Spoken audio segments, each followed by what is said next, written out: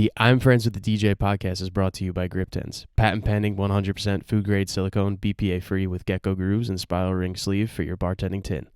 In an environment where things tend to get wet, we let you get a grip. That is www.griptins.com. www.griptins.com. GRIPTINZ. Grip Tins.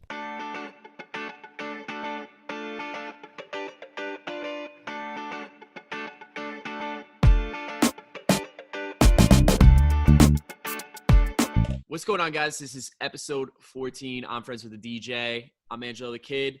We got Olive Oil, and we got our special guest this week, DJ Cream. What up? Anthony. Antonio, how you doing? How many people don't know your actual name? I feel like a lot of people don't know your actual name.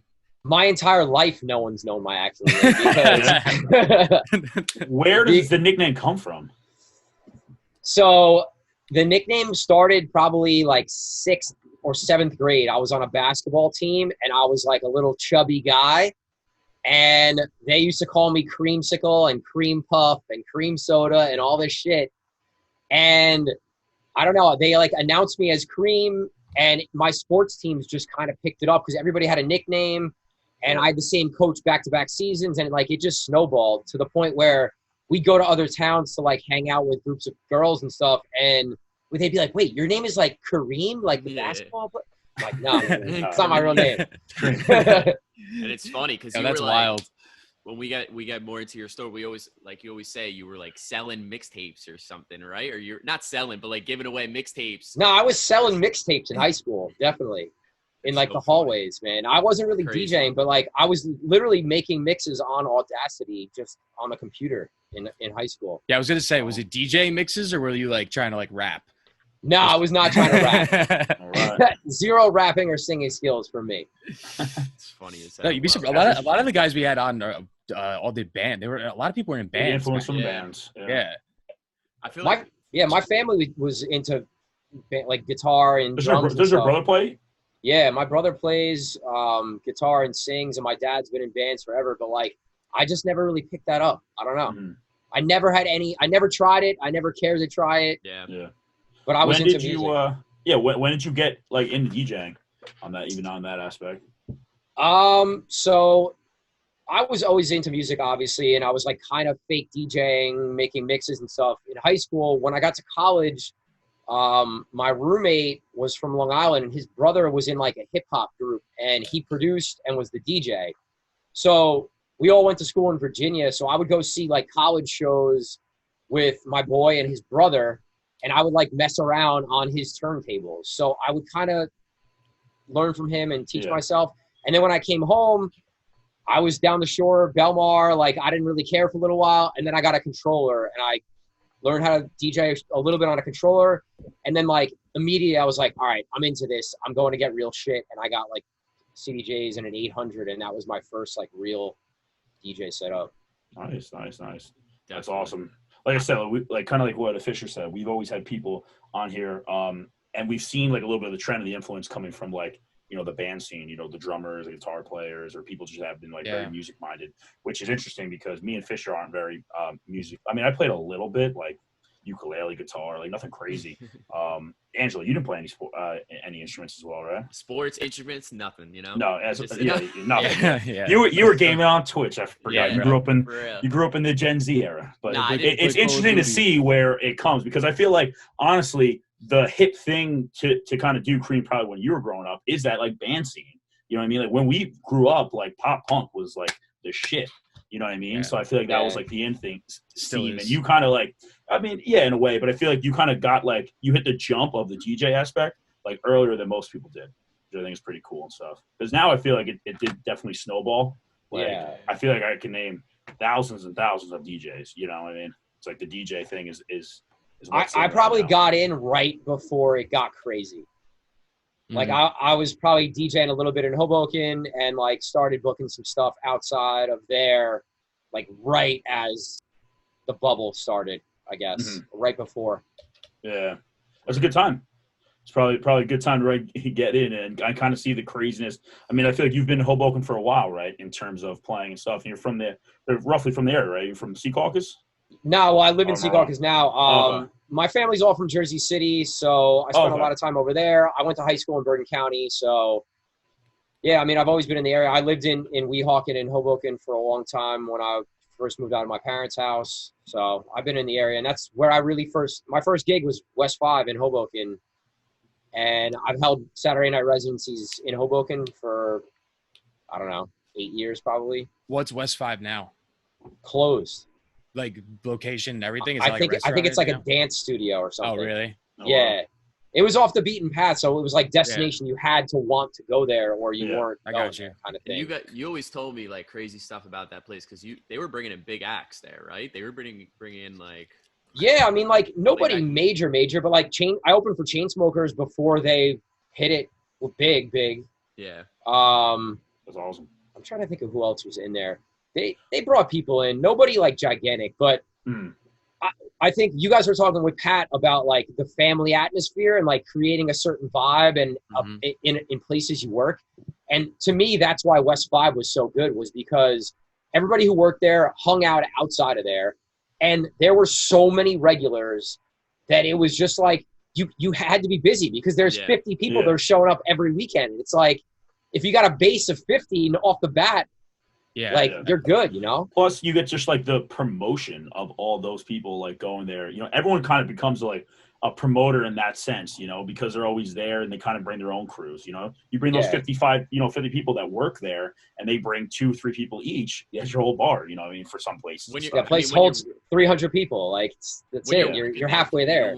Like, when you're working there, you want it to be a good time. Like, especially if you enjoy everyone. Like, everyone's going to want people to come out, you know? So, when Green Rock excels too. When West 5 was open, there was 5 other clubs, like nightclubs, not bars. Was Hoboken more of a club scene back then? Yeah.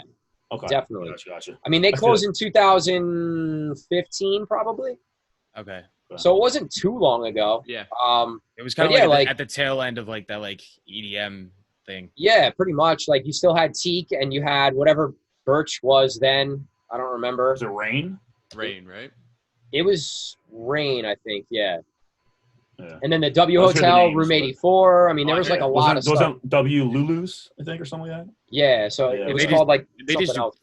They just do privates now, right? Yeah, they said we're not dealing with the nonsense of nightlife when we can just book one private event, be out of there by midnight, and make however much they make. Yeah, I feel like that's what was the one in West Orange did the same thing. 466. Yeah, 466 lost a liquor license. Yeah. Though. Oh, really? My brother used to work there. Yeah. It was a shit show. Yeah. Was that recently? No. No. Yeah, my brother was a bouncer there. Actually, your older brother. He was a head security bouncer. Wait, didn't you say he saw like Afrojack and Zed? And yeah. No, they brought some bigger acts there. That's crazy. Not much, but they definitely had a lot of crazy nights. He pretty much worked there like 7 days a week. And they had different theme nights throughout the whole thing. But I don't know exactly the reason why. Maybe they actually did kind of transition that way. But I know for a fact a reason why they did close, or a portion of it, was the fact that they don't have a liquor license anymore. And losing that, you're pretty much beat up. And I think now they just do a venue, like a venue hall for Sweet 16s and bar mitzvahs and stuff. I don't think they hold weddings. They hold weddings there. I'm sure they do. It's probably. I've done bar mitzvahs. Like Sweet 16. It's Sweet 16 bar mitzvahs. They try to do like the club style. Right. Exactly. Yeah. Because they have all the lighting and cryo and all that shit. I heard it's dope. It's like what is it, 2 floors or something like that? The DJ booth's elevated. Yeah, it's dope there. I DJ'd there a couple times. Not for anybody like massive, but it was cool. Sound system's good. I mean, LEDs and stuff. It was cool. Definitely. Yeah. That's like the best for private events, like showing up, not having to bring any lighting, literally just show up with your, like a private event, just showing up with your controller. Like just show up with your system. It's unheard of. It rarely happens. Yeah. That's the thing. Except these companies. It sucks when they got 2 15-inch speakers on the ceiling and that's it. And then it sounds like shit the entire time. Yeah, pretty much. Are you guys doing any private events? Not right. The company I work for is, but they're so small. So it's like, it's not even, and like they, not charged. Down. No. It's like the events are small. There's not a lot of people that are like going to the parties. So like he's not charging as much as he normally would. They're like hour parties versus 4 hour. So he should just do it himself. There's no point to hire somebody to help him.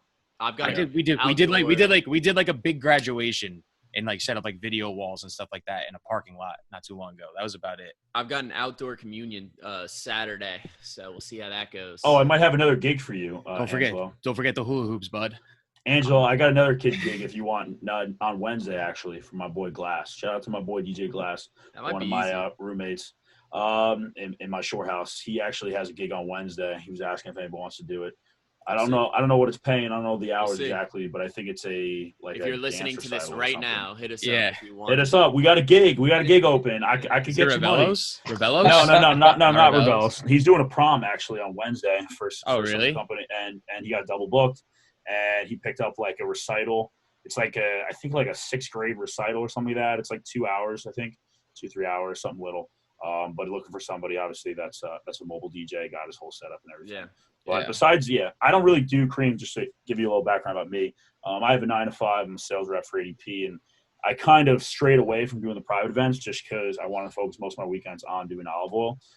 The only thing that we have on the private event side, kind of outside of the bar scenes, we picked up a private boat party that we're doing this Friday that I got connected through one of my old coworkers, and we actually did one like 3 weeks ago that went very, very well, so we kind of got booked back with it. It was like tail end of June, something like that. Yeah, it's a cool thing. They basically rent out a boat like down in Belmar, Manasquan for like 3 hours.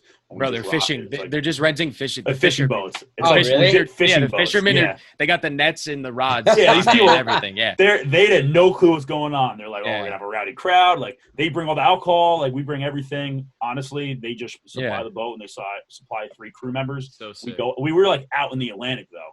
That one video was unreal. You couldn't see land in sight. Yeah, it's scary because we had speakers on the poles like, oh, it'll be good. You know what I mean? We'll probably go out to like the bay, nothing crazy. Because we've actually did a couple boat parties up in like, Weehawken, Edgewater. Going over the Hudson. You know what I mean?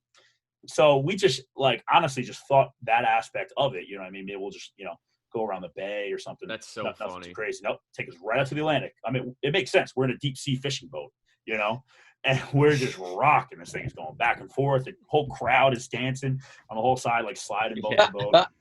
It was a good time. We're looking forward to it this Friday. Yeah, it was fun. It was fun. We just picked up a bachelorette party that we're doing that I got connected through a girl I went to school with at Montclair.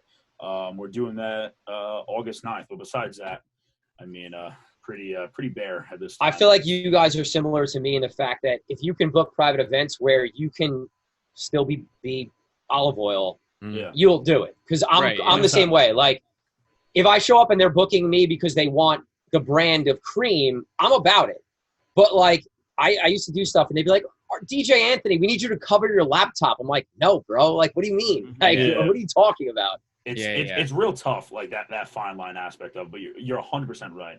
I mean, we want to do stuff for us. So, like, as much of those are quote-unquote private events, you know what I mean, and not like that bar and it's just aspect of it. It's like our friends getting drunk and shit. Exactly, but I consider it more of that aspect. No, it is. It 100% the bucket is. Where we can do olive oil. You know what I mean? For example, what you it's said, not like a company where you're like, okay, like they know what they're getting when they're booking. Like you have like you know what I mean? Like it's not like you're like doing just a wedding and you have like a little program set. You know what's gonna work for big age ranges and all that stuff. Yeah, it's more so just playing at a bar. Except you're just at somebody's house. Yeah, I don't want to be like limited to that aspect, and I want to kind of show like what we do. Yeah. So that's personally kind of like what we do. I'll take personally the hit and that back seat on maybe turning down away some gigs. But for me, it's that risk versus reward. Do I want to go through the process of trying to be something I'm not? Like, get. And I think you guys have been very particular about like where you work, and you guys care about, I mean, this is me just from what I see, but I feel like you guys care about your brand. You want to be associated with the stuff that fits what you want to do. Mm-hmm. And you're not going to just take something to take it. You're going to take it because you want to take it and it fits into where you want to be. Yeah. Right. 100%. And I think there's pros and cons to what we do, 100%. I wouldn't recommend everybody to do what we do because there is times probably that we're losing out on a money perspective that might help us in the future, maybe fund, I don't know, some type of, marketing or advertisement or something else that can maybe help us in the future. So I think there's definitely pros and cons, but for kind of where we are, we've kind of made the decision that is best for our brand. And, we think personally that will help us grow in a way that we want us to grow. you know, not necessarily like shooting out too quick and not necessarily focusing on like our path to success and kind of like the steps that we want to go in that aspect. So that's kind of our take on it. I know obviously people have have a little different sense and you know, sometimes you got to make money. So, you know, you're willing to take gigs that necessarily you might have not. But for us, sometimes we'll take the pass on it. I think I actually like, cause I've been doing private events and doing it for a company and actually having to provide a service and follow the iReserve, my company's guidelines. iReserve, just like, you know, whatever they need, just take care of your customer at the end of the day and do whatever. But like recently I've been getting calls for, people want me, like they want the brand Angelo the Kid. They're liking Angelo the Kid, which is like, I think a 10 times better feeling than, you know, obviously I love providing service for people and doing all that and going through everything, but like, it's so much cooler getting booked through your brand. Yeah. You get more, your price went up. Yeah. You could charge more. Exactly. And you get that freedom, bro. It makes the gig easier because it's like, all right, now I know exactly what they want. Well, you're being you. You're going to DJ how you see fit, not how they think that you should DJ. Exactly. Yeah. And that makes all the difference because you're going to have more fun and then they're going to have more fun. And that's why I'm on board with you guys in, you know, picking the right gigs, not any gig. But I was there. I had to take gigs for money for a long time. Yeah. I mean, I'll do like Sweet 16s and like mitzvahs and stuff every now and then. Yeah. Just like if I know we're not going to be working that weekend on like a Sunday or something in the middle of the afternoon, like I'll take it. Yeah. Just to make an extra like $300-400, whatever it is. Just because, why not? Yeah. Yeah, and it depends on our job. Like I said, I have a 9 to 5, so for right now, like where I'm at, DJing is my only source of income, so I can be a little picky on that aspect. Yeah, absolutely. Yeah. Ryan has that private event aspect too, so you know, if we're only working, let's say 1 day a weekend on that, you know, private event bar industry, sometimes that's fine with us, you know. Yeah. Obviously, it would be nice to grow that, but we're looking to grow that in a specific way, you know. Bring on a Saturday account or a Sunday or a Thursday on a specific spot that we want. Just don't bring on anyone. You know what I mean? So that's kind of what we go with that. Definitely. And eventually, we'll probably get to that point where we're just DJing full time, and that's personally where I want to go, and I need to grow that. So we're trying to figure out the best option, you know, for that in the future. But that's probably a year TikTok, or two bro. Down the line. It's all about TikTok. That's all we need. I'm good off of that. I'm good off of that. That shit's crazy. I mean, now it's a good thing you have your job because if you didn't, you'd be in a lot worse situation. So it's like like you said, you got to pick and choose when you get out or when you focus full time. But Kareem, did you when you first started like actually DJing, were you starting out in private events or did you do the club? Actually, I don't even know this. Did you? I did both. I mean, I was doing my first I did some backyard stuff. I was doing parties for my friends, you know, summertime, I would do like something down the shore and it was just really for fun or if they were going to pay me, whatever. My first like real deal nightlife booking was nightlife. And that's where I wanted to stay. And I corporate is about the only thing that I have any interest in doing outside of nightlife. Because again, I can be, they're booking me because of my brand, not DJ because of something else. So definitely. Yeah, 100%. And I think you definitely earn that reputation. You know what I mean? Being in the game for a while and stuff. And I mean, as far as corporate too, you have Midnight Market, and Midnight Market promotes DJ Cream and Get Down DJs and DJ Ufoso. You know, they're they're promoting the brands. They're not. Well, you guys were doing the Liberty Science Center party for a while too, right? I think that's through that, Fish. Yeah, it's the same people. It's not the same people, but we met the Midnight Market people through the Liberty Science Center people. I got you. And like, those are the cool partnerships, and I like working with brands. I come from a business background, so I like it because those brands fit with what I'm about and what Get Down's about, and we help each other because they're a Jersey City group, we're more in Hoboken, so it just works. You know, they're trying to put together a dope party with good music, good food. It's just like a lot of things that we align with, and I like that aspect of partnering with a brand that like fits with what we're doing, you know? Definitely. And I also want to say, just Get Down, if whoever's listening, Get Down's a booking agency in Hoboken area. I'm part of it. Cream brought me on. Yeah, we can even get into Cream kind of going about like how he started that stuff. Yeah, and we'll definitely get into that, but just get down just so everyone knows. Fisher, DJ group. I don't remember. I lost my train of thought. Wow, got a little nervous there, Fish. You all right, bro? It's all good. Forgot my train of thought. Let's segue back. What we do this weekend? We have anything fun going on?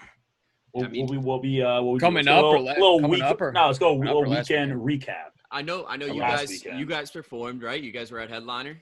Yeah, we played at Headliner with How was Brian. that? With Brian. How was that? It's good. Every party with Loveliner is a great party, bro. It's good. It's good. He's a nut. I love that guy. Shout out to the boy Brian Loveliner. No, but AKA Never Going Home. That's the second time that he put us on. It's fun to do his parties because you get to go out of the box a little bit in music. You don't have to play the bangers the entire time. Yeah. You get to try to you play just solid house music. Take it back to the old school in a sense. It's a good time. That's something I personally really like. Like I'm really big into like underground tech house. So just the fact that I can actually play that, but not like too techy, not too dark, more of that house and that we play a lot of like disco house, all soul stuff. Just to be able to get out of that open format, style is always nice for once in a while. Definitely for the open format DJs, I need to rip a disco set so bad. I need it. We all really at the end of the day, you could be as open format as possible, but you always, at least in my opinion, kind of lean towards like one genre or maybe just one thing that you're feeling at that time. So it's nice to like play that. We had the option, or the ability to play that. So we let loose a little bit. Definitely. A good time. Angelo, I think you went to DJs like 9 times this weekend, right? Yeah, twice. How was that? First time was cool. Subers was DJing. I went Thursday. Cool vibe. There were a lot of people there before B ended up showing up out of nowhere. Damien Anthony, like some big names. Was cool. And then Sunday I went with Cream. We showed up late. We showed up at like 3:00. Cream. I figured we were gonna leave like earlier in the morning, and we go, let's leave at 3. I was like, all right, screw it. And then, we had GDU launch. I had shit to do. I couldn't get out. We actually had a bunch of stuff to do too. We went to Donovan's. We went to DJs. Nice. It was a chill day. It wasn't anything crazy. It's depressing to see DJs. Man. It is, but that was my first trip to DJs all summer. And it's sad because last summer I was there every week, and you're doing Fridays, right? I was doing every Friday, and then I was doing one Saturday night and one Sunday night a month. And for me to walk back there, and like the vibe's always good. Brendan O'Neill was DJing, playing dope house music, like a lot of like mid 2010s EDM, which was great. Fish, you living in your glory. Yeah, he was killing it. Well, we were there the night before he was playing. Him and Ferrugio. I got Ferrugio to play Bay City Rollers. It's just so sad to see DJs it's like night and day, you know what I mean? In its glory because there's no such thing as a bad night or day at DJs ever. Literally never. And not that it was bad Sunday. It was cool. It was good to see the people that work there and hang out with Bon. But like, I don't know, man. You go inside to go to the bathroom and it's just empty. It's just a little depressing. Like I feel like it affects us more because like, listen, you can get like the normal kind of jabroni that like will go down there. I don't know why I said jabroni, but normal, I don't know why. That was the word of the day today. The normal jabroni, Angelo, some typical guy. Clip it. Clickbait. There you go. Boom. No, just some normal guy that's going into DJs. May have a lot of fun at DJs. You know what I mean? Dancing, doing his thing and stuff, and like we'll still enjoy what it is now because it is. I feel like it turned more into a social scene. But for us who really appreciate the sound system, the music, that party, that energy, it feels deflated.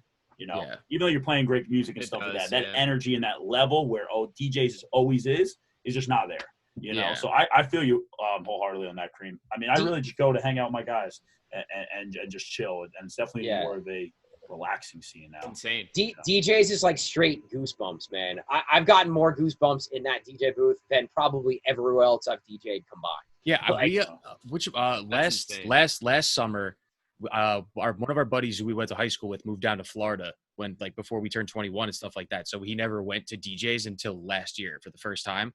When I took him there, he's like, I get it. He's like, I want to take all of my Florida friends here and just be like this, you want to know what New Jersey is. This is Yeah. New Jersey in a nutshell. There's nothing better than bringing someone there for the first time because you can't explain it. And anything you say, they're not going to understand until they experience it. Yeah. Yeah.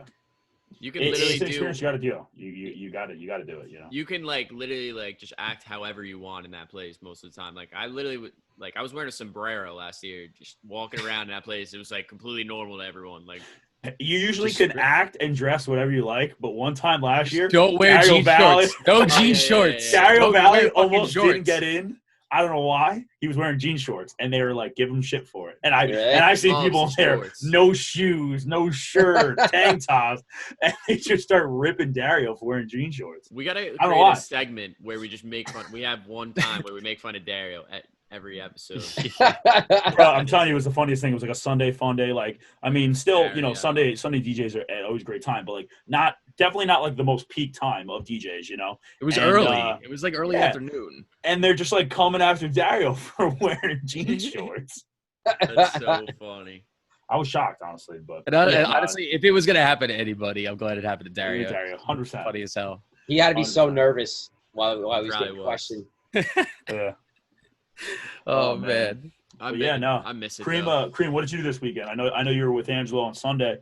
You're just working on that launch. Even if you want to talk about that a little bit. Yeah, man. I honestly, I've been keeping it pretty light through quarantine as far as going out. I'll pop up on some of my venues, the places that we book for Get Down DJs. Just checking in on some of the staff and the owners. Places that I work, I've popped into, but I haven't really been going out like I normally would. It's been weird, man. Like I come home Friday night, and I'm like, man, now what do I do? Me and Gary started recording the podcast Friday nights because we just had nothing else going on. Yeah. My mom is older, and my girl is more susceptible to getting it. So I've been really careful. It sucks because I do want to go out, but like I don't want to put them at risk, and I want to spend time with them. So I've been laying pretty low, man, making a lot of music and working on Get Down University. I mean, that's pretty much been my whole quarantine. Yeah, what you've been doing, like an edit a day, an edit a week, something like that, right? Yeah, I mean, I put more edits out in 4 months than I did all of last year. Wow. I think I made like 60 something edits already this year. So many. Awesome. Holy shit! I mean, that's did you guys see his edit today? Should be doing. Did you guys see his edit? It literally says Cream. I missed DJ's 2020. Yeah, because that was like a DJ's banger that I just I made 4 DJs and with just like a little John hype and a clap, a little bit of more of a build. Yeah, but I mean, I think the most important thing of what you've been doing throughout the whole thing is just being creative and shitting out the edits, which is awesome, and doing a podcast, kind of getting Get Down University, up and running. Like we said on every single one of these podcasts, we've always said, like, if you're not doing something positive right now to either better yourself or better your brand, like you're really missing out because obviously we all really want to get back and stuff, but there's gonna be a point in time where we're all gonna be so busy. Or I'm hoping for a point in time we're all so busy where we're gonna be like, oh, we miss we miss this time that we had together to kind of take maybe a little bit of a step back and think about things to do. And that's kind of what we did a little bit with the podcast too. We wanted to do it before quarantine. That was always an idea, but it's propelled us kind of into it. Well, that's what's been nice. You have the time to work on something like this, which is great. Right, exactly. It's like if your growth level should have been more during the quarantine than it was when you were working. And if it hasn't been, like, start getting on that shit. If it hasn't been, you don't deserve to get booked when we come back. No, because like you guys have been putting in work. Angelo's been putting in work. Like the people that haven't been putting in work are gonna get surpassed, and it might not be immediately because the guys that have been kind of getting booked at places are going to get they're going to probably get their spot back, or at least a shot to get it back. But I think this is an opportunity for guys to make more of a name for themselves and create and learn new things, like you said. And if you're not doing that, I mean, I'm not trying to, I don't fuck with you. How has the brand been for DJ Cream and even like Get Down? Like me and Fisher, and as well as Angelo have talked about it, at least from the social media aspect of like, this time in quarantine, we've been just getting crazy Instagram followers, and hopefully more, more support, more interactions and ping. So how has that been, for you? Yeah, one of the things that I've focused on this quarantine is really learning how to optimize my Instagram. So that's been a big, for my personal brand, that's been a big thing.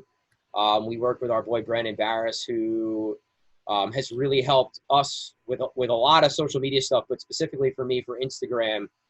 And I mean, the content I've been putting out has been really consistent, and we're taking on more of like coaching and DJ business side of things and putting out a lot of videos. So, Mondays I put out something, it's the same thing every week, just a different topic. Tuesdays, it's the same thing. Wednesdays, it's the same thing. So I'm putting out a lot of the same content. And I think the big thing is like asking people for something. They're a call to action. So whether it's drop a comment, DM, whether it's, answer this question or poll, like, I think that stuff's important. It builds engagement, and I think engagement is the most important thing, whether it's whatever you're trying to do on social media. So I remember because like Brandon, when we were doing because I run the Get Down Instagram now, they like pretty much separate every day. Like you have to post a different thing every day, but it's the same thing every week, which is like really interesting. I never looked at Instagram that way. You know what I mean? Mm-hmm. It's just easy because instead of waking up and be like, well, what the fuck am I going to post? I want to post something. I haven't done it in 3 days. Yeah. I'll sit there on a Saturday and be like, all right, this is what I'm doing for the week. Whether everything, my stories, my main feed, IGTV, videos, whatever it is, I have it written out. And like, could it change? Sure. But when I wake up tomorrow, I already know what's happening. I don't have to think about it. I just do it. It's good to have a plan. You have a plan of attack. You know what I mean? Yeah. And I think setting up that schedule is always good too. It can be consistent.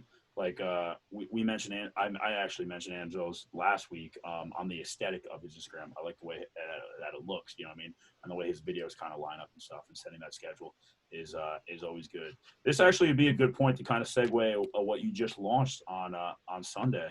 And if you want to talk a little bit more about that with Get Down University. Yeah, man. So the whole Get Down DJ thing has been around creating community with DJs helping DJs. Obviously, me and Gary have a lot of connections, so helping other DJs get some bookings. And that's kind of where we've been focused. And obviously, we put a big emphasis on helping our guys that we work with in whatever they're trying to do, Mm-hmm. So Get Down University is somewhat an extension of that, where we want to help DJs build their DJ business because it's overwhelming. There's so many things to think about. And when we were coming up, we had to figure that out on our own. And it took us a very long time to do it. So we created a course. It's like 100 videos. There's like sample contracts, DMs, emails, how to reach out to venues, how to reach out to other DJs, like all this stuff. And yeah, I mean, it's a teaching, coaching, mentorship program pretty much, and it's helping DJs build and grow their business and their brand. Awesome. Definitely a very good idea, and I have a lot of questions on just like learning the aspects and stuff. Me, myself, coming from a business, aspect, I think it's great. Now, are you looking just for the let's say the DJ that knows how to DJ, like in his bedroom and is looking to grow that business side? Are you doing an aspect of somebody who doesn't know how to DJ? Do you see Get the University getting to that point where you're teaching people how to scratch, how to, like how to set up their library and go like to that form? Or is it just the business side of what Get the University? I think it was important to start with the business side because we felt like there was a need. There's a million places where you can go to learn how to chirp or cut or scratch, or, a million Ableton videos. But there's not something or one place where you can go to really learn how to build your business and the things that you need to be thinking about to build your brand. So we wanted to start here. Obviously, we want to see how it does, in 2 days, we have some people signed up, and we have some good feedback. So I'm really pumped about that. But yeah, there's definitely plans for other courses. I think we're going to probably stay away from like teaching DJs how to DJ. It's not really something that I want to do. Maybe one of the other guys might want to lead it on. This is more for the established DJ that is really looking to get themselves in the door and grow their business or their brand and get into the to the nightlife. Yeah, it's the DJ that knows how to DJ and maybe is a bedroom DJ, maybe is a private DJ that wants to get into nightlife or learn how to get into nightlife. That's like the perfect, avatar, as we would call it, of who is a good fit for Get Down University. But the course does have some, like, doesn't it? It has like some Serato, like it has like little things like Serato preferences, like stuff that you wouldn't tend to like honestly think about to know, you know? Yeah, like there's not beat matching, but you know, thinking about how to build your night if you're DJing from open to close, stuff like that, how to create a really good DJ performance. There's definitely stuff on that. There's an entire lesson on that too. Yeah, so, and I think like it's. Sorry. Okay. All right. I think it's like, it's good stuff because it's like you said before, like there's a need for it, but there's like, I feel like you see a lot of like different self-help things for a lot of like niche markets, quote unquote, but there's nothing for DJing at all. So I think the DJ industry is greatly lacking in people who look at it as a business, because there's so many people that think of it as whatever, it's a party or it's their side thing where they DJ because they love music, they love to go and DJ, but they don't really think about it. They're just happy to be there kind of thing, you know? Yeah. Mm-hmm. Which is cool. And that's, I mean, I was there too doing that for a time. Definitely. But I just feel like I came from a sales side, and I just brought all the things that I was doing in my sales job into my DJ life. And I thought that was normal. So that was a big factor in how I was able to grow my name quicker than some other people. But Definitely. I mean, it's a good idea. And like I said, I think it's good that you guys have that aspect of like the opening, closing, and adding that, you know, DJ aspect. And I definitely really like the idea. And I think you're 100% right on the fact that you don't see anything like this, definitely on the business side. I think people, I don't know if it's a lack of DJs that maybe don't have like that knowledge or that experience. Like maybe these guys didn't come from business, you know, that aspect. So maybe they feel a little like uncomfortable with giving their experience or going from that. So I think it's good that you do have that experience aspect, and Gary has a teaching aspect, right? So I think it works hand in hand well, because now you're getting, you know, that professor feel to it, you know, on the whole Get Down University. So I think it plays well to your brand for sure. Yeah, and the partnership with Gary, obviously Gary's one of my best friends before business. So like we came into the business as really good friends, and we've stayed really good friends, which is sometimes hard when you run a business together. Yeah. But we complement each other really well. We're good at different things, and it's another one of the reasons why we've been successful. I mean, Gary's teaching background has been awesome through this whole process. So yeah. The way I look at it, lay out the curriculum, bro. Yeah, whole outline, everything. For real. The way I look Angelo at it failed too. on the first course, I bet. I'm gone. I'm done. I won't even know how to write my name. Kid barely passed Rampo on pass fail. I can't understand that, bro. Let's not get into it. All right, they gave you a bone from COVID, and you barely passed pass-fail classes, bro. Too much COD, bud. My guy, you're not a Harvard. You're Rampo. Rampo's a good school. Don't get me wrong, but I was getting dubs in Warzone. That's all that matters. Yeah, playing with me every night. Yeah. Instigator over here, Merkel. The one thing I do want to say though, like I would say before I even met Fish and Merkel, like Fish and Olive Oil. Love that. Such a jabroni. I feel like if I was such a jabroni, if I was in the same place like even before I met you guys, I would take this course. You know what I mean? I feel like it's definitely like if you're like. Well, you have taken the course. You've taken the course every week. Okay. Because you're on our calls every week and you hear all the shit we talk about. But like I'm saying, like even if I was like, if I had nothing, if I was been dying to get into the bit like the industry and I had no fucking idea, I feel like I would definitely, you know, I would enroll the course if I didn't know anyone. You know what I mean? Mm-hmm. Yeah. Like, I feel like that's with you guys too. I don't know. Like, say you didn't meet certain people or you didn't get into Green Rock, you didn't get into certain places, I mean, you know? if I didn't have like, I mean, if I had like no business background and you know, maybe we'd be in a different place, or actually probably definitely would have been in a different place. But it definitely is enticing for sure. Like I said, I'm keeping my updates over here. I'm looking into it a little bit, maybe from the shadows, but I pay attention. You're gonna get a attendee from like unknown email. Yeah, like new Instagram over here. There you go. It's gonna be now Big Simpin at gmail.com. Kevin 5679. Not Dario Valley, Frankie Valley. I'm right. Yeah.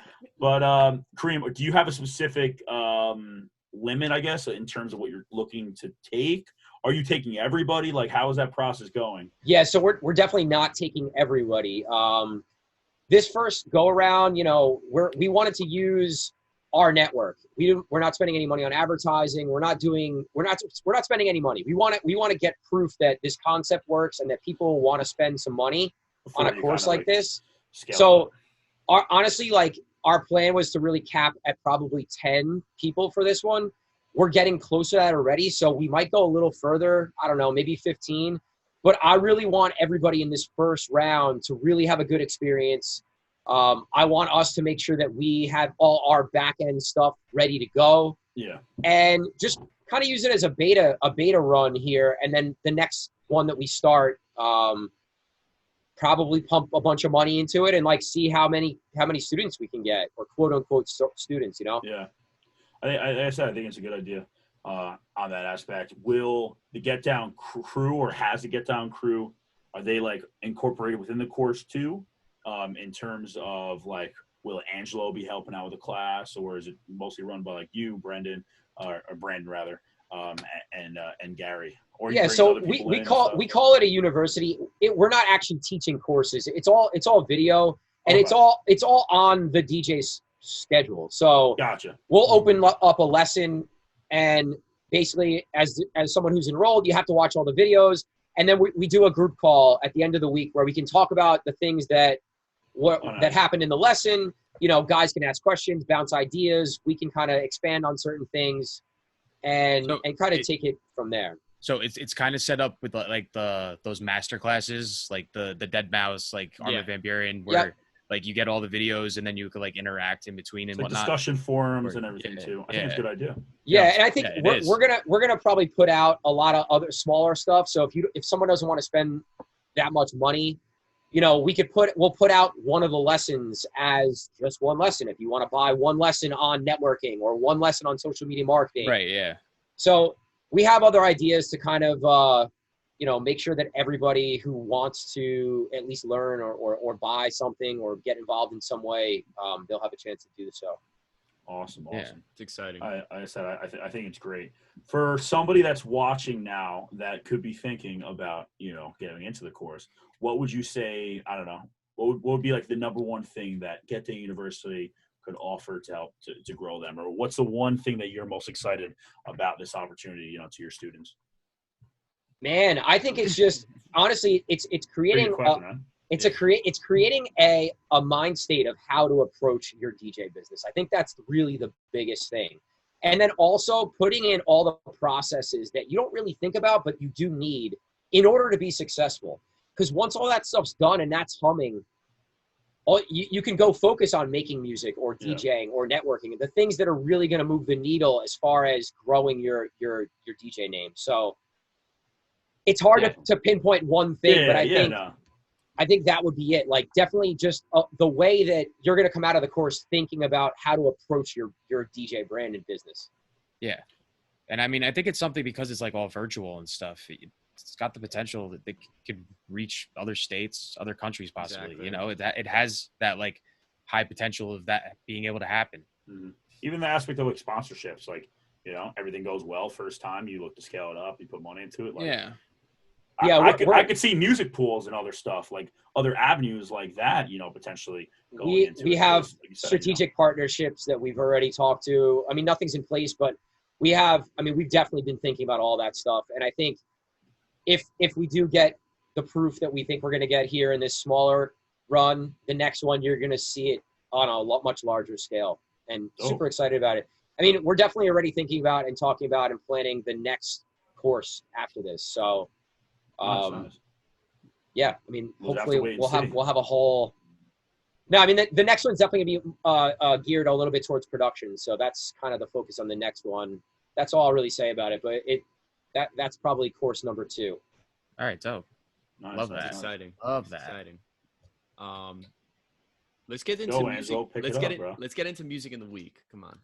I got a banger. All right, go for it.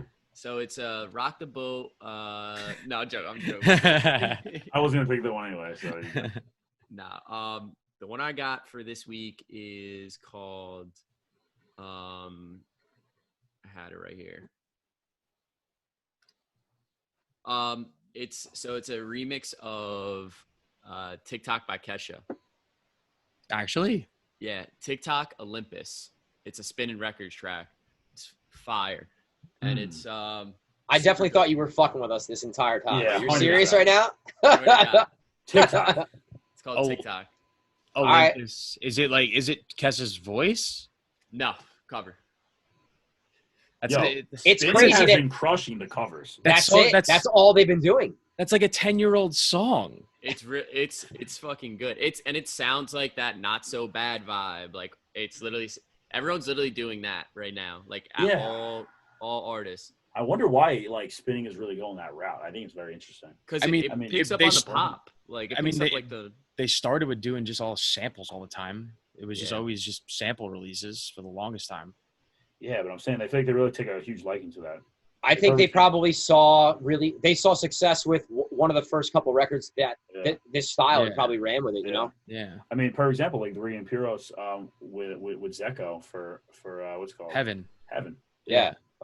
Did very, very well. they have I want And, don't they have I want to spin dance track. with somebody, right? Yeah. They did I Want to Yeah. Dance with Somebody too. They yeah. they definitely hopped on that for a little bit, and I think both of them were signed by Spinning. So I guess maybe for the DJs out there looking to produce, get yourself a nice little cover, a good track, and Yeah, for real. use some spinning splice sounds. Use some samples, and you'll be good to go. Hopefully. And I guess it's easier for the normal person to listen to. Is like the cover Yeah. stuff and the future house vibe. You know what I mean? It's they're trying to. I feel like they're trying to go for that pop feel. yeah. And honestly, I like a lot of that stuff more than some of the stuff that's being put out every week, especially on Friday Crate Diggers. Like, I'm not a fan of some of the new stuff that it's coming out. Mhm. I found like a close off, cover too. Dash Berlin, it's fire.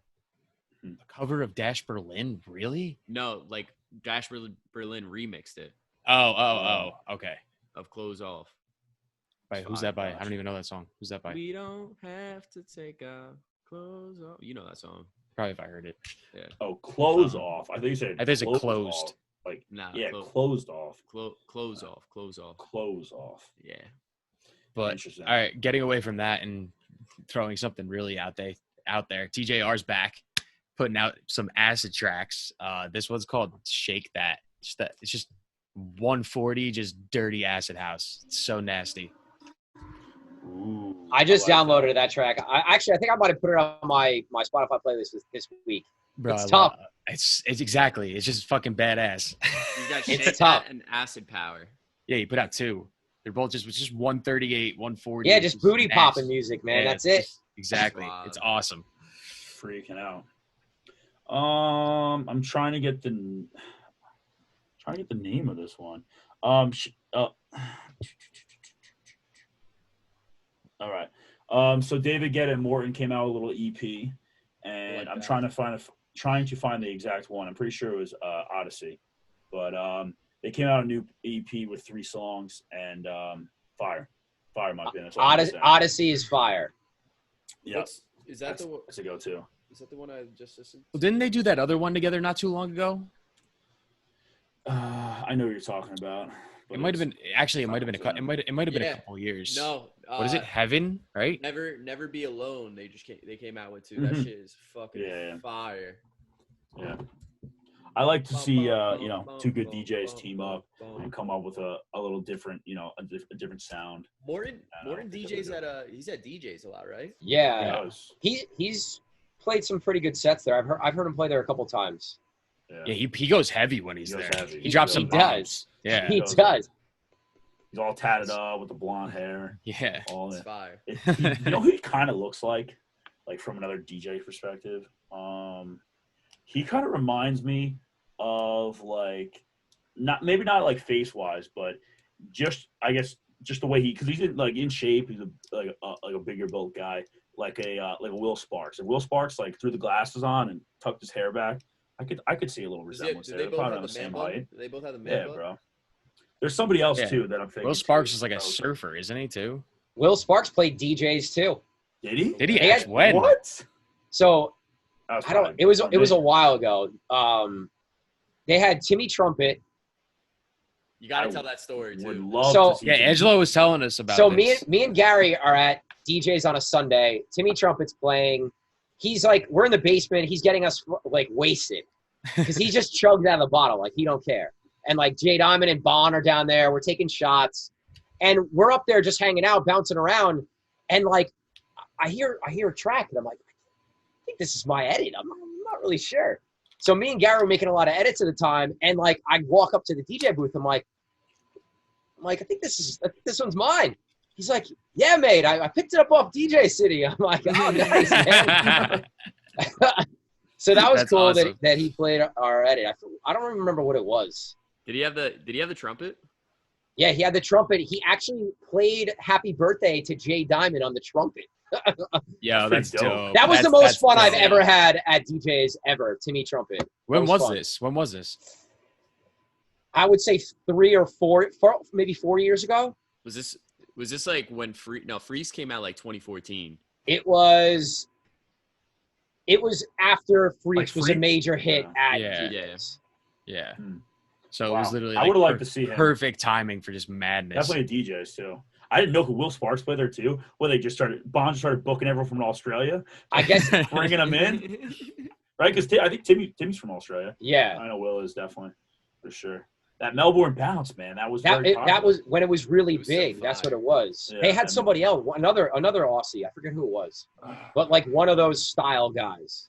Maybe Yeah. Joel Fletcher. I'm trying to maybe. think.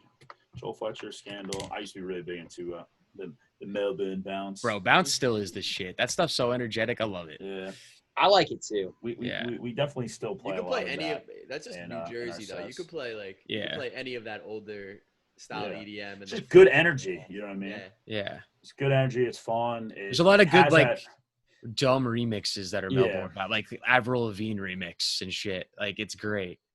I was deleting old music for a while during quarantine, and like 2014, I hit like a whole spree of Melbourne bounce stuff, and like a lot of it was really bad. But I was just really into it and probably downloading any Melbourne bounce. I could find. Yeah.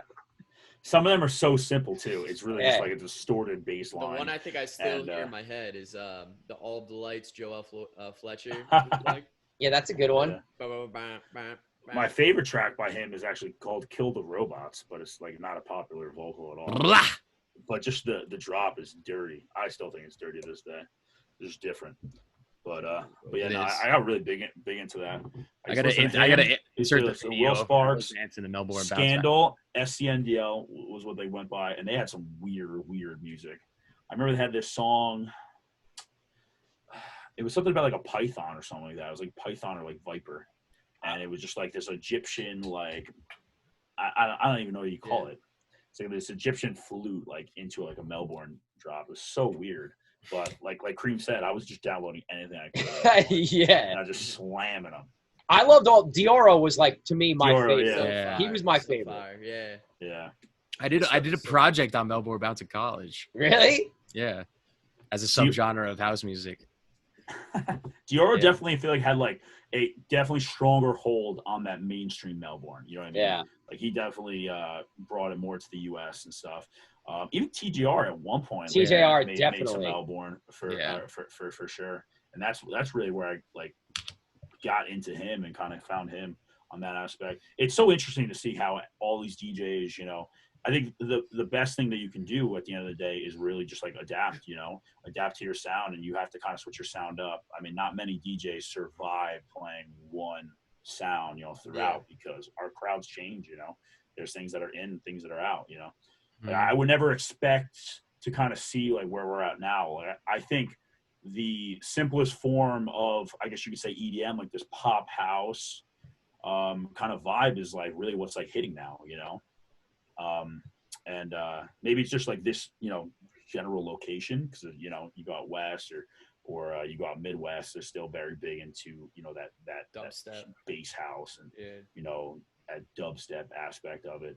But what do you guys think on that aspect? Where do you think? Well, you're talking music is you're talking like Joe Corey, like loud luxury style, right? Yeah. I- 100%. Like that pop dance. I'm gonna throw that. You said Joel Corey. I never threw my track out, so I'm gonna throw my track out because Yeah, it yeah. is Joel Corey, Ooh, Head and Heart. Head and And Heart. to me, Fire. I picked it because I just feel like if we did have DJs and we did have a summer it's a DJing, banger. One song. It's a that this banger. would be like the 100% number hit. one summer every track. every It house kinda party, is like the every number one house song every now. every house party's playing it. Yeah. Every single one. It's See, fine. like I'm not out. I haven't really been out that much, and I haven't been partying. So like I don't know what's hitting. But to me, I heard that, and I'm like, this would be like my jam. Yeah. Yeah. I feel like Joel Corey is that artist this summer. Like everyone is keeping up with all his shit. Like bro. I mean, like, sorry, it was like what Medusa murdering was in of fall. last year. Yeah. In a way. Yeah. And yeah, exactly. Medusa is still killing it. You know, like Yeah. I feel like if he wanted to put out another pop song right now, it would be a fucking hit. You know who I feel bad for out of all this? Kongs. This girl could have been. It was so good, and I feel like. I mean, personally, I didn't keep up with anything else that he ever made, but he was. I feel like, for me at least, like he was the Joel Curry or Medusa before that. Yeah. You know what I mean? Like when 2016. I just turned 21, like I played with Kongs, this Kongs girl was the shit. Oh yeah, at at AC. HQ. Yeah. Oh wow. He was all right. I mean, he was okay. But I'm saying that song was like. I mean, that song was one of my favorites. Love it. It works every time. Every time. It's literally that like Jersey bang the wall. It's a Jersey thing. Yeah. It's a Jersey thing. That's the one that everybody wants to bang the wall to. Yeah. And I'm very curious if like Joel Curry is like the Jersey thing, or if Medusa, you know, at the end of the day is like the Jersey thing. But I don't think so, to be honest with you. I mean, look at the Spotify Spotify playlist, dudes. Like that's like a good grasp of like where EDM's at across like the country or even like the world. Like they're all on there. Yeah, all of them are on there. Yeah. But is it really just concentrated in this area? You know what I mean? Yeah. Or vice versa. But no, I don't think that. At the end of the day and stuff. And like Loud Luxury had it too, and like I feel like they're losing it though. Like you know, like they because it's the same thing over and over again. It gets too repetitive. After they put out their last two songs. I thought it was the same song. Yeah, like, it had like the same melody. I'm like, dude, is this the same track that I like mislabel this? It's like they made it 6 minutes and they cut it off 3 For real. It's like theirs was like their style's like that poppy bass. Like that poppy kick. I don't even know what you call it, honestly. But like they're all very, very similar. And where Joel Corey wins, though, is his focus is the vocal. Yeah. Everybody knows the words to all of his songs by heart. And it took them like that to learn them all. Well, that's what I'm saying. Very, like, it's crazy. It's all the vocal. Like, the instrumentals underneath are literally just fucking loops. Do you think that they are doing a good job turning the common person into EDM? Or the people that have always been to EDM dance music just getting more like used to hearing this pop sound? What do you guys think on that aspect? It changes. Everything just changes so quickly. Like I don't know it because think about it. Last year was tech. You know, last year was tech. And like the years before that, it was like all Moonbaton. Ever since Diplo did Lean On. Yeah. Mm-hmm. It was Moonbaton for a while, and then like that, that heavy trap was in for a long time, for a good amount of time too. The vocal chop melody was like the biggest thing for so long.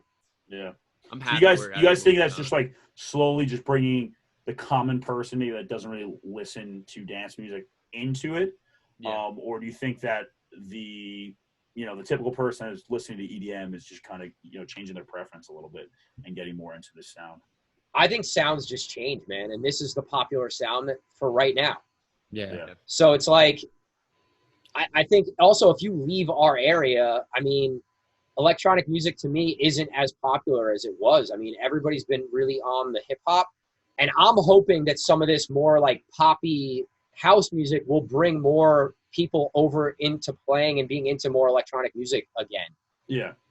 So that's my hope. Like, if I didn't have to play one hip-hop song for the next year, I'd probably be okay. And, like, I grew up on hip-hop and DJing hip-hop, so, like... Yeah, the new stuff's interesting, to say the least. It was hard. It was hard. I went to Vera Lounge in Cherry Hill, I think, last week. Yeah, last week, and I didn't... Like, the guys up there, Nico, So, and K-Fry, they kill it. But I didn't know a single, like, any new hip-hop song at all. I was like, oh, fuck. I was like, shit. Is that more their style, like what they go for? No, they play everything. I feel like I just see like I saw like Pop Smoke came out with an album, so I'm like, all right, I'm gonna download like just 4 songs off the album, and if people ask for them, I got them. I don't know if I'm gonna go out of my way to drop it though. There's stuff that I like.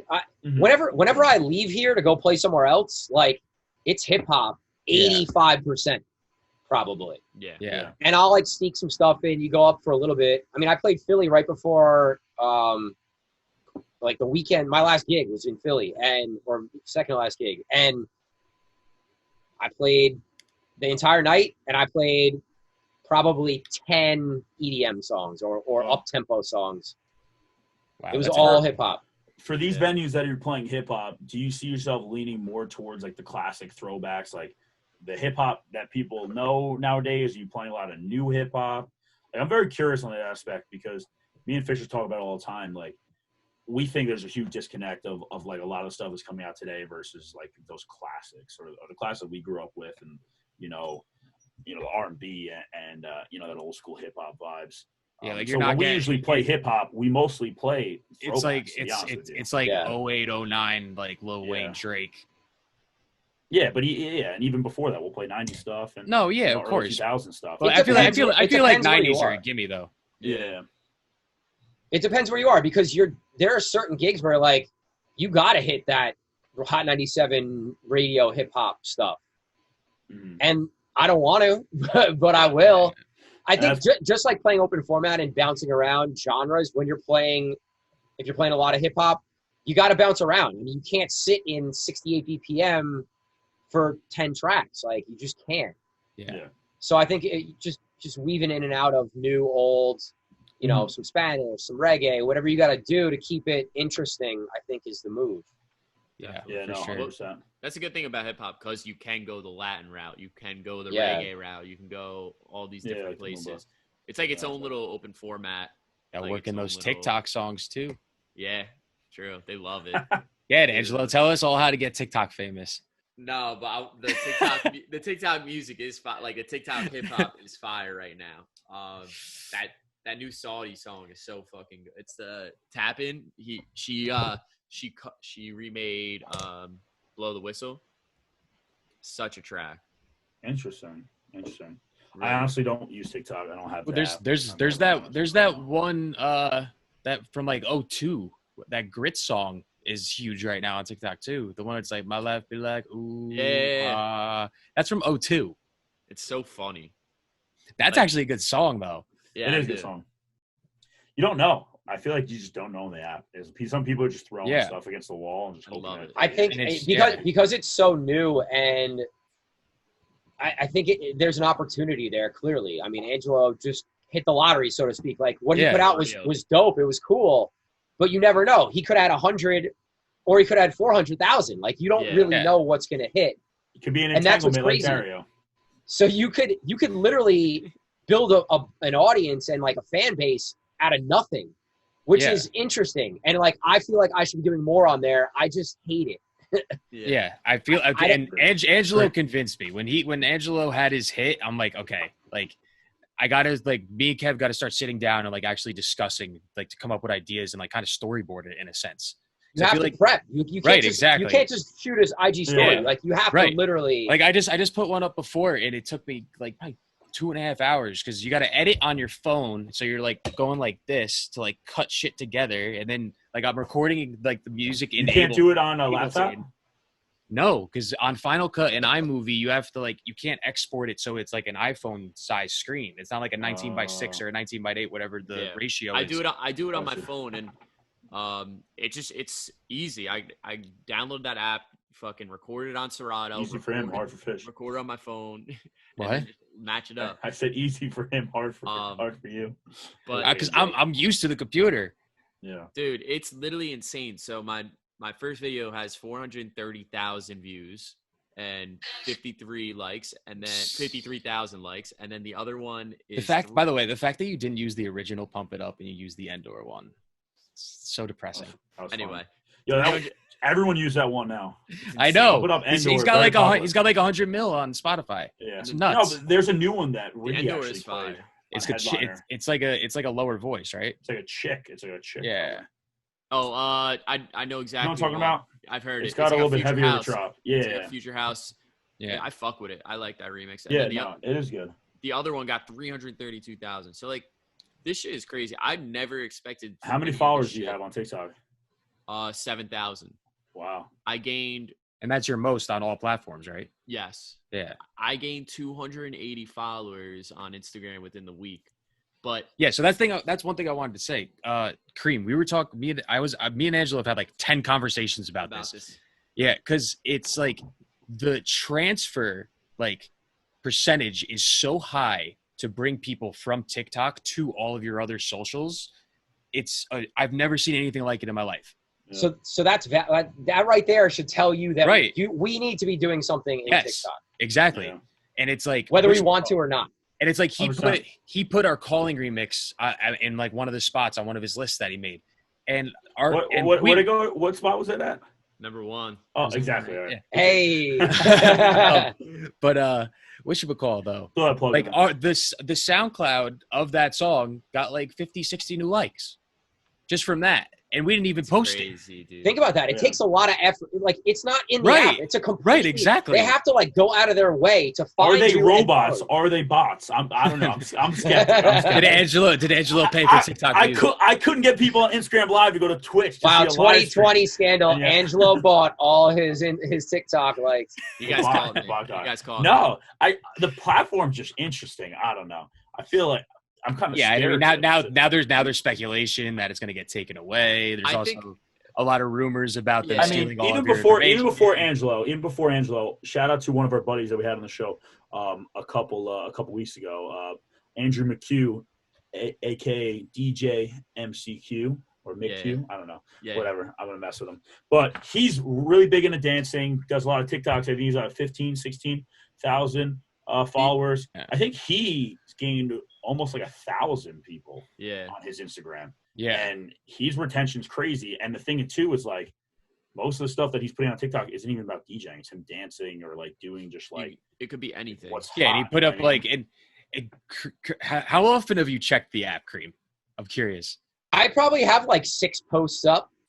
Okay. Are you like on it though? Like scrolling through and shit? Okay. I don't really mess with it. Because like the things that get the views, especially for DJing, it's like, so somebody's playing Party in the USA and it's Britney song is on, Britney song, and then they just cut it. Not even like a clean mix, just cut it into a Britney Spears track. Yeah. And it's got like the views that Angelo's pulling. And it's just like, so what every DJ does every night, like there's nobody knows about this. It blows my mind. I can't.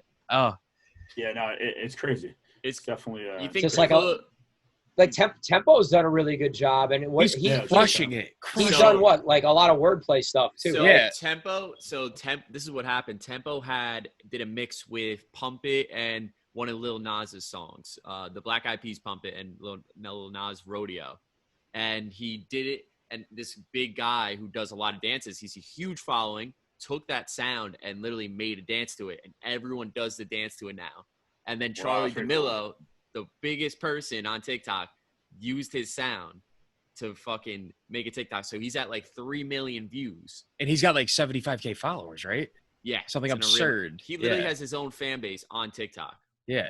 That's crazy. It's crazy. I didn't understand. Is he making money doing it? No, I mean, so you can't. I mean, you're only going to really make money if you get a brand deal. So can you get profitable on TikTok? You can. So this is how you can get profitable on any platform. Yeah, you have followers. Yeah. You can't like get TikTok isn't gonna pay you. Like they don't do that.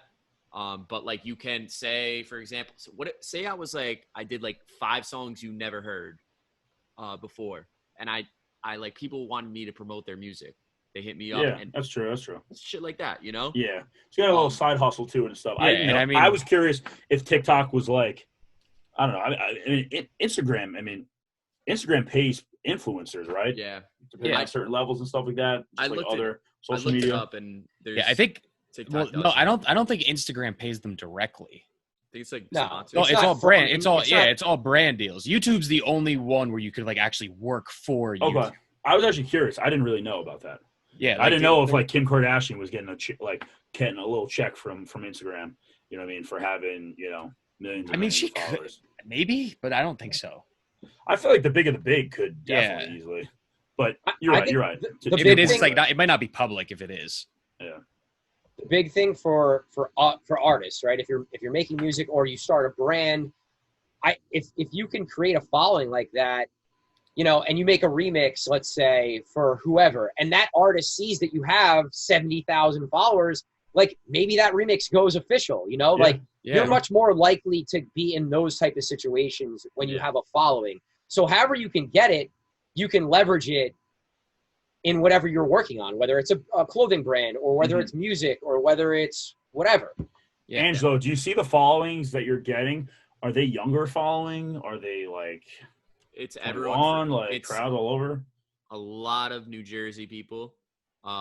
Which is good because now more people come to the show, come see you play and shit. It's cool because people are like commenting, like, let me know when you're somewhere. I want to come out and see you. Like, like random people are hitting me up. They're like, they've all went to my SoundCloud. They're all following all my other mixes and stuff. I wouldn't even, it's not even younger people. Cause like people really, I was just curious. Like, I don't know what I feel like they just younger people don't really, they think it's cool, but they don't really understand all the songs. Like the younger people that are like, they're like, oh, what's down the shore, like music. Like, no and I think like that Jersey focus like helps too. You hit that niche, you know? So I don't know. I think that's the whole thing too. Like, you're not going to post a video. Like, my whole thing wasn't to just like show off Angelo the Kid on TikTok right away.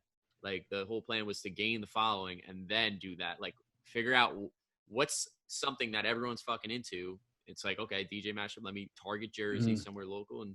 And then when I start build the following, I can start pushing some Angelo the Kid stuff and push the brand stuff. So, Good plan, good execution. The other thing too, as for a DJ, we've kind of talked about this a little bit, Angelo, but if you have this giant following, it's easy to be like, hey, is this venue, like, look at my following, or this is how many people I can bring out. Like, that's valuable too, you know? And Angelo, you had all these New Jersey people following you now. Like, maybe there are going to be more people that are coming to see specifically you, and that's valuable for venues and for booking companies. And then I can't wait for them to be like, "Wow, this kid sucks. I'm gonna go to Green Rock now." They're gonna be like, "Why isn't he spinning?" He's gonna be like, "Why isn't he spinning 8 songs in a minute?" Does he always do that? Where are those? I came for the TikTok songs, Angelo. I didn't know you played actual real music. Angelo's gonna start. You're gonna start playing recorded sex, and they're all gonna be like 3 seconds, just quick cuts. That's what I was thinking. I came to do this, Angelo. Why am I not doing this? I'm a savage. Can you play this? Can you play this on your? They're gonna show the TikTok. Can you play this right now? Oh my God, it's so funny. There's so many. Like, I love TikTok, but there's some funny ass people on there. All in all, if you're trying to grow your brand, trying something new, I guess join TikTok. And you don't have to spend any money on promotion. Yeah. And I guess you can make money too. Because I also heard something that, like, if you do live streams there, you could set up like Venmo or something like that. You set up donations and shit. Yeah, like donations, kind of like that. Cool. Like, so I guess like never got into it. If I was Tempo, I'd be definitely popping that over for he's been $75K. I think he's been doing it like 2-3 times a week. He's telling me. Nice. So, but especially now, like, not booking a lot of gigs, might as well. So, get the money where you can. Do you think? All right, here's another question. Do you think that TikTok emerged and like blew up even more so because we fell into quarantine and we fell into 100%. This, like, social state? Absolutely. Do you think when we get back to the new normal? I agree. But do you think when we get back to this new normal, does TikTok plateau a little bit? Does it still continue to grow? Do you think it? Well, let's see what happens. Let's see what happens if they get rid of it or not. We got 6 more months. I think it's here to stay. I mean, when I'm driving around and there's people, like kids in the parking lot making videos, like it's pop culture now. It's too big. It's too ingrained. Big. Yeah. I think you're right. I definitely have seen actually some kids like on my street like walk on the top of my hill and they're like doing TikToks as they're like walking down the hill. Like, you just look like an idiot. You're just like standing in the middle of the street, just being like doing like dumb shit in front of a phone like a moron. I guess it comes out good. That makes me so like embarrassed. I could never do that. That's so not my personality. Like, let me set up my phone and do a dance and then put it out into the world. Like, I could never do that. You guys might hate one of my next TikToks, but I'm gonna save it for when it comes out. Are you doing a dance? Are you doing at least a couples dance or something? I'm doing a hand flick. All right. Okay. Oh yeah, you told me about this. Oh, you're doing like DJ gestures? No. Something like that. I'm going all around New Jersey. Me and Fisher have an idea. I swear, if you do fucking DJ gestures, I swear to God, you're gonna be like those t-shirts. You know what I'm talking about? Like the dude that's like always down here. The guy, Jesus. Yeah. the Fisher, and he's like, I going around and stuff. fucking hate Those ones are great because they're just so dumb. It's like, They I are don't know. dumb. I'm trying to target more Jersey. Just keep fucking riding that until I fucking become a one-hit wonder, which I already am. I mean, you did 2 hits. You had 2. 2-hit wonder. There we go. Yeah, but you're like, what was the second one? But even so, though, like those are like your fucking big ones, right? 2019. Those are your big ones right now. So you're maintaining consistency with all your other ones, though. You're getting like like the same amount per. So you're retaining, you know. I said if I'm happy if I get 10K each video. So yeah, I'm getting 10K each video because that's only going to boost you more in the long run. Yeah, it's lit.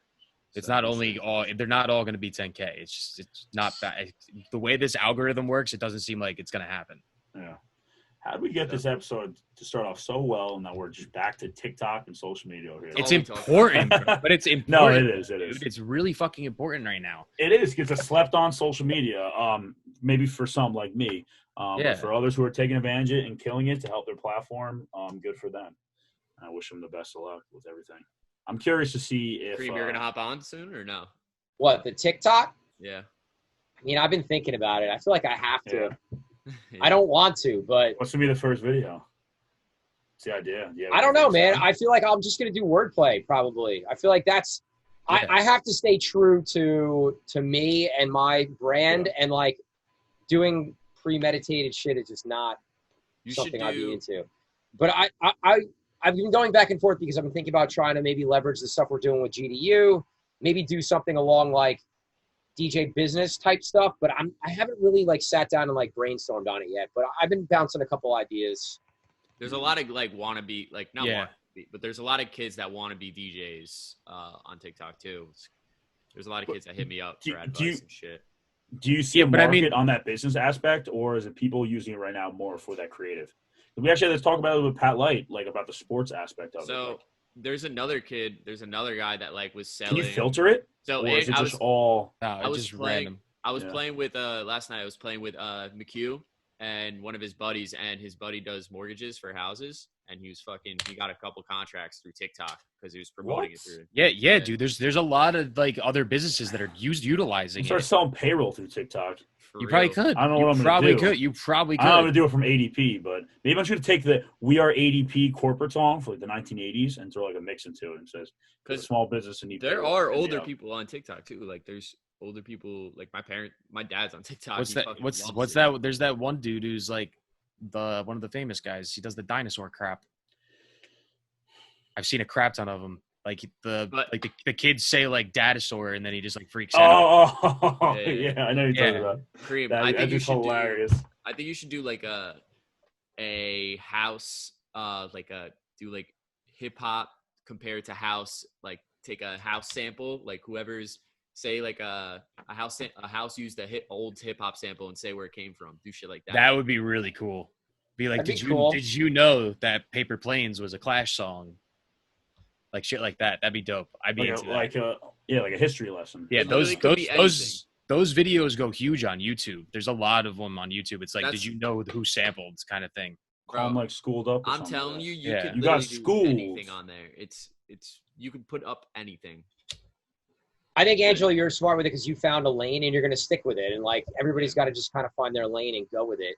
Yeah. And then once you have a following, you can kind of do what you want, I guess, right? Yeah, I mean, I have people like. They see my stuff every day. They go to the followers page and my posts are right there. So I guess we'll be seeing Angelo be dancing with Charlie soon. Soon enough. going to the other lanes. But yeah. What I mean, we're coming up on an hour. No, we have an hour. I think we've been talking a little bit longer than that. Yeah, probably hour 15. Something all like right, but let's circle back to the main reason we're here today, Cream. So Cream, within your business right now with Get Down University, with Get Down DJ Group, even just DJ Cream as a brand, do you have any goals for 2020 when we get out of quarantine, or maybe anything that you're looking to achieve, in the next few years? 2021. Yeah. Yeah, I mean, who knows when, honestly, like, who knows when we're going to be able to DJ the big gigs. Like, those are the gigs that I was starting to travel. Like, that's obviously not happening anytime soon. Yeah. I mean, I was kind of enjoying that and being able to play different markets and meet other DJs from different parts of the country.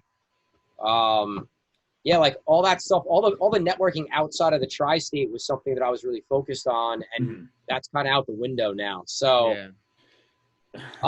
yeah, I mean, really the focus is going to be on get down DJs, get down you, and then for my personal brand, probably really just focusing on taking the right gigs for me and not so much DJing 275 gigs in a year anymore. I don't know. Like the idea of me going to DJ as like background noise is not really enticing to me. It doesn't really interest me.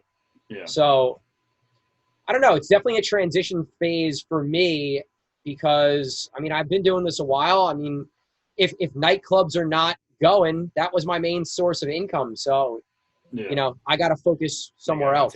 So that, and then I've been making originals. I have a couple of originals I haven't done anything with. That's dope. They're all right. I mean, it's nothing crazy. I'm just trying to get better, you know? Yeah. Do you think we're going to see a little bit of a ripple effect in terms of the Hoboken or Jersey City scene of like bars that might have to unfortunately close down due to COVID, or even maybe even places that potentially could pop up, you know what I mean? Because I feel like when we do hit that point, it's going to hit hard and everyone's going to be into it. Well, actually, let me rephrase that. I thought it was going to be like that, but I don't know if we actually will get that, to be honest with you. Because I think maybe the slowness of people like opening up is still going to kind of like scare some people, and I feel like maybe we'll just gradually get back to that point. I mean, but you see some of the lines at these short spots. Yeah, but like, I don't know, man. That's the thing. You still are like, those are like the normal people that I feel like are going out, you know.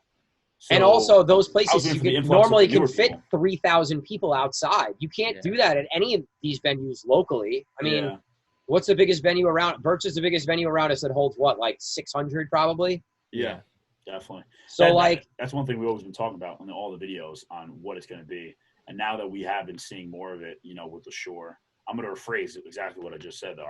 I think, I think it's going to be a gradual pickup on that aspect, which is unfortunate, you know, because I think if we did hit a point where, you know, we're good to go, everyone's out, everyone's antsy to be out, you know, I could see other places, you know, maybe places that typically don't have DJs and don't have nightlife looking to pop up, you know, and looking to grow. And I think there would be more of an opportunity for us out there.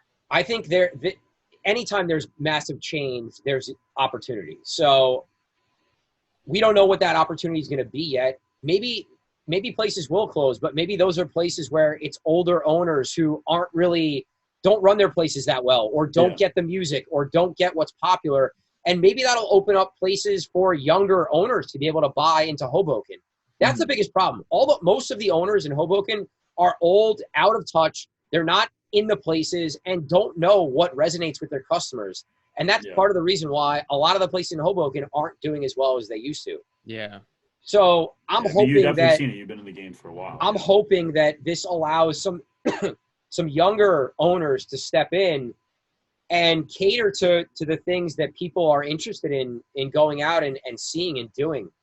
So I don't know. Do you see an avenue of people leaning towards Jersey City? And do you see Jersey City potentially being like the Hoboken, I guess you could say, in 3 to 5 years or something? Yeah, I mean, I think Jersey City already is. I think Jersey City's taken away from Hoboken a ton because Jersey City is much more eclectic. There's a much greater array of the types of people that are around. I don't know. It's new. It's different. People are interested.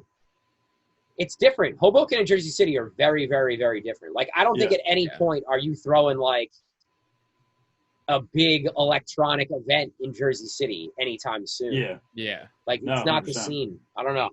Yeah, but it's different. Definitely different. I think there's some cool things that can definitely be done. I mean, there's a lot of like spaces in Jersey City that can be used for really cool events. I mean, stuff like Liberty Sign, LSC After Dark and Midnight Market and cool stuff like that. And they've whatchamacallit too. It's like they've had like a slow, like gradual incline just to like filling out more and more of those spots. Yeah. There's a lot of rooftops in Jersey City now. Right, like- exactly. Yeah. They've literally. I feel like everyone's been saying like, Jersey City's like the new Hoboken, even before quarantine. Like I mean, Ashford's huge and it's packed out every single night. Yeah, I didn't necessarily mean that, but I guess what I mean by that is like 3-5 years. You think people aren't going to Hoboken? You know what I mean? And like, is everyone like? I mean, it could. You know, who knows? I could potentially see that for sure. Definitely as Jersey City keeps growing and developing, and it's just so much bigger. I just has so much more opportunity to a lot of people like living in Jersey City now too. They love it. It's also cheaper than Hoboken. Yeah, I mean, Hoboken's gone through a big transition. So when all those clubs were in Hoboken, it was a much younger town, and there wasn't as many super expensive places. There was a lot less families. It was more like you graduated from college and you moved to Hoboken. Yeah. And so that was the vibe. People bar hop. There was a lot of clubs. And like Hoboken is so far from that. The mayor is so against the nightlife scene. Yeah. It's really hurt that whole vibe. So I think until the mayor goes somewhere else, and I think until, some things change in town, I don't really think Hoboken's going to take a back seat to Jersey City. Nice, yeah. Wow. I agree. I mean, unless maybe when we get back, he changes his mind. He's like, listen, these businesses need to make money, and shit changed a little bit. But yeah, like, why? How is there not a DJ allowed? How is like Sinatra not closed down before this? And like people are just partying. Like, I just feel like there's so much opportunity, and the town shits on the restaurant and nightlife world because of all the condos and apartments and people spending money, and like that's where they want to focus on. I understand that too, but it just sucks from our perspective. I feel like it's a big part of their economy. Yeah, you're not gonna retain those people, like, because if there's really nothing for them to do and you just have housing all over your town. And it adds more of the influx of that commuter aspect of it, of people coming in, people coming out. Definitely. I mean, quarantine, Hoboken's definitely taking a huge hit. I know so many people that live a lot of people permanently and are pulling out. Maybe at their parents' house or not renewing their leases and stuff because they don't really know what the situation is. So, yeah, my sister literally like just moved in February and had to move out. Now she's working remotely, so like she hasn't been there since fucking March. So yeah, it's ridiculous. So it's like maybe they do try to like shift a little bit of of where they're at, but hey, who knows? Yeah, definitely. We'll never know. Yeah, let's close this up just because we're like hour and a half. So but Green, plug all your shit. Yeah. Man, all right. All of it. Give me all. Give me all of it. TikTok. All right, so Snapchat. I spend a lot of my time on Instagram, so if you want to rock with any of my music, at DJ Cream NYC, I'm actually putting out a bootleg pack next week. I'm actually going to do a contest to have people submit music to get onto my bootleg pack. So I'm going to put that stuff out this week. So check out socials for that stuff. Get Down University. If you're interested, if you have questions, like DM me, hit me up. I'm happy to hop on a phone call with you, talk about it. So you can hit me up at DJ Cream NYC or at Get Down University on Instagram. There are spots open, so go. Get in before Definitely. Before you can. So that's right. This is episode 14. Cream, thank you for coming on. Thank you for hopping on. For you. sure. No, man, I've enjoyed good chopping it up with you guys, man. As always. Keep doing the podcast. You guys do a good job. Definitely. Thank you. Thanks, bro. Appreciate it. We're trying out here. Again, guys, this is episode 14. I'm friends with DJ. Thank you, and have a good day. All right, take care, guys.